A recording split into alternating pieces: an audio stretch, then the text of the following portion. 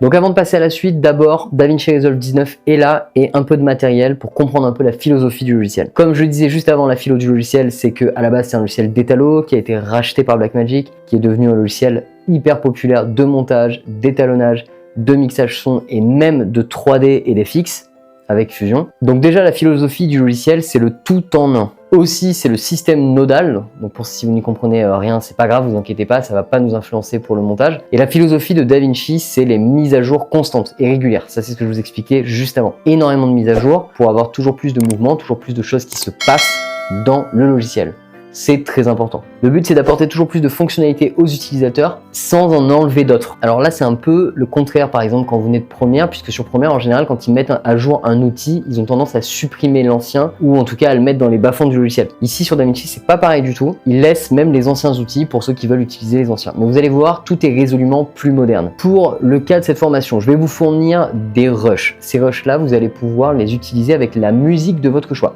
Pour la musique, vous pouvez en trouver un peu où vous voulez, vous pouvez prendre ça sur YouTube, vous pouvez prendre ça sur des plateformes comme Artist, etc. C'est comme bon vous semble. L'idée, ça va être de faire un clip musical avec une base de rush que je vous aurais donné. Si vous avez déjà des rushs en votre possession, si vous voulez vous entraîner avec les miens, vous pouvez aussi. Donc tout ce que je vais faire moi tout le long, l'objectif ça va être pour vous derrière de le répéter. Moi je vais vous donner toutes les méthodes et ensuite vous allez pouvoir l'exercer. Pour ça, je vous fais un petit topo matériel. Pour utiliser DaVinci, c'est extrêmement simple. Il est super optimisé et notamment sur les Mac. Donc, si vous avez des Mac à partir des M1, ça fonctionne du tonnerre. Si vous avez des Windows, ça marche très bien aussi. En revanche, il y a un truc que je vous conseille évidemment, c'est le multi-écran. Comme vous pouvez vous y attendre, le multi-écran. Donc, je vous conseille d'avoir 2 écrans. C'est le top du top pour monter. Aussi, chose à éviter complètement, je vois énormément de gens faire ça. Tous les monteurs qui montent avec le pad de leur Mac, arrêtez de faire ça. Ça, c'est pas du tout possible. C'est possible quand vous faites un tout petit truc dans une gare ou dans un aéroport, mais ça va pas plus loin. Si vous êtes chez vous, terminez s'il vous plaît, faites-moi plaisir. Arrêtez de monter avec le trackpad, même avec le Magic Pad là, d'Apple. Ne montez pas avec ça, c'est pas possible de monter avec ça. Montez avec une souris. Là, peut-être que vous allez me dire, oh mais si, moi je vais très vite, etc. Non, non, non. Je vous arrête. On peut essayer comme vous voulez. Vous pouvez vous mettre, si vous voulez,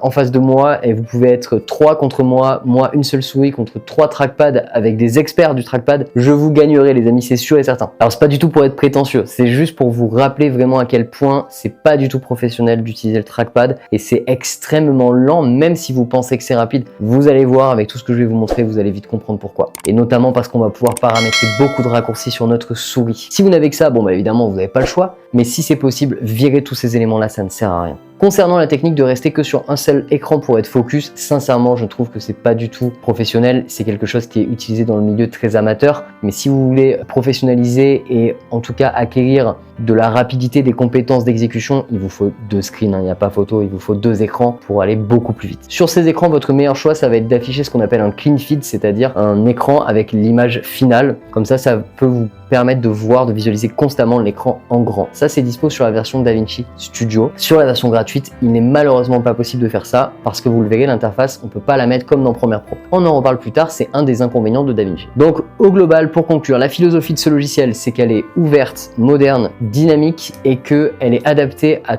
tout type de création, que ce soit du créateur, filmmaker solo indépendant, à l'amateur qui fait des voyages et des vidéos de vacances, ou au professionnel qui fait des grosses productions, comme ça a été mon cas par exemple avec des montages pour des émissions de télé de plus d'1 heure en multicaméra. Tout y est. Et toujours sur la philosophie, en fait, c'est on monte, on fait les effets, on fait le mixage audio, on fait l'étalonnage et on exporte. Donc c'est une philosophie tout en un. Et ça aussi, ça fait plaisir. C'est pas 15 000 logiciels différents. Pour ceux qui viennent d'Adobe, c'est un grand changement ça pour vous. Parce que qu'on se le dise, même si le Dynamic Link c'est une excellente idée d'Adobe, dans la réalité ça marche extrêmement mal. Tous les monteurs professionnels vous le diront, le Dynamic Link c'est quand même flingué. Donc au final vous avez souvent besoin d'exporter et de plus passer par le Dynamic Link et c'est du temps perdu de passer de logiciel en logiciel. Alors certes, il y en a parmi vous pour qui ça fonctionne, mais là je vous parle dans un niveau professionnel où on est avec des productions avec plusieurs monteurs ou alors sur des films qui sont longs, il y a forcément un moment où ça va merder. Et ça aussi ça change grandement dans la philosophie du logiciel, c'est sa stabilité. Mais j'en ai parlé déjà avant, je vais pas revenir dessus. Donc moi je vous conseille clavier souris, 2 écrans. Si vous n'avez pas ça, attention, ce n'est pas grave. Tout ce que j'ai dit avant, c'est pour l'optimisation, pour être le plus proche d'un professionnel. Si c'est pas votre objectif, si vous avez que votre petit MacBook Pro, juste avec le trackpad,